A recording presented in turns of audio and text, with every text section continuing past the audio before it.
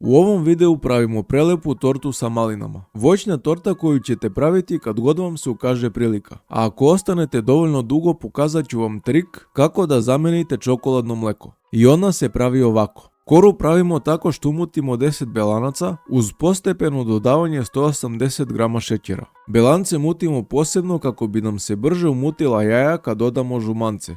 Kad belanca umutimo u čvrsti šam, dodamo 10 žumanaca, ali postepeno jedno po jedno kako bi se lepo sjedinilo. Jaja ne treba da mutimo previše, već samo dok masa ne postane svetlija. Zatim možemo da skinemo metlice sa miksera jer nam više neće trebati. U jaja dodamo 40 g brašna, 70 g mlevenog keksa, 25 g kakaa i sve to promešamo žicom, ali ne previše agresivno kako nam ne bi spali belanci.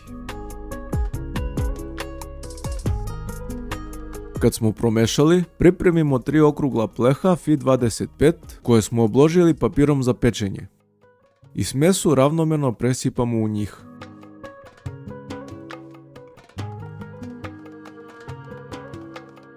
Zatim lepo poravnamo mazalicom da bi nam kore bile ravne kad se ispeku.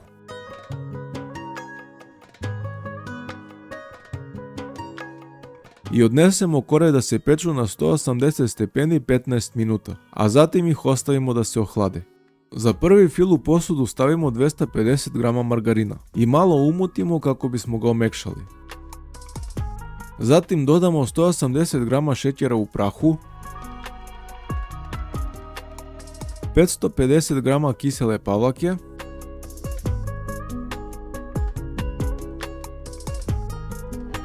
i 300 g mlevene plazme. Muteći nakon svakog dodavanja kako bi se fil što bolje sjedinio. Na kraju bi prvi fil trebalo da izgleda ovako.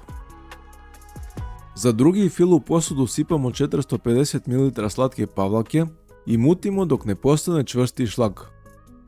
Ali pazeći da je ne premutimo jer će se napraviti grudvice. U slučaju da nam se to desi, možemo dodati malo mleka i ponovo promutiti.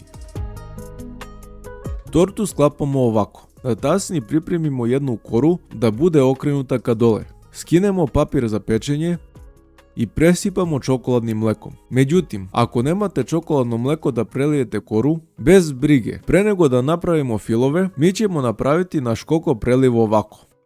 U šerpu sipamo 300 ml mleka, 60 g šećera i sve to odnesemo na vatru. Mešamo kako nam šećer ne bi zagoreo, a kad provri sklonimo sa vatre. Odmah nakon toga dok je još vrelo, sipamo 25 g kakaa. Mešamo dok se ne sjedini i ostavimo ga da se ohladi.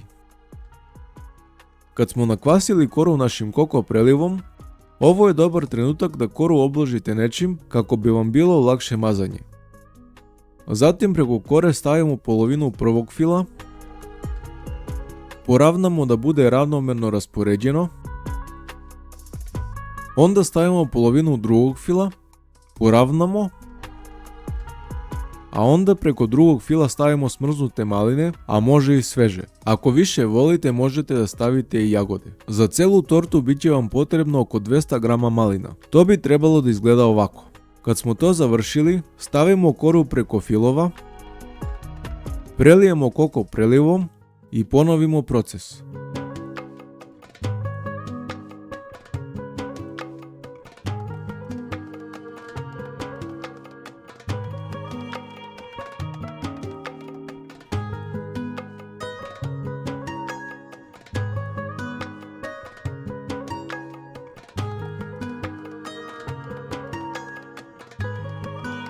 Kad smo završili sa mazanjem filova, stavimo zadnju koru, nju također prelijemo i ostavimo tortu da se ohladi. To je to, naša torta je gotova. Ako ste uživali, lajkujte i subscribeujte, a mi se vidimo narednog puta.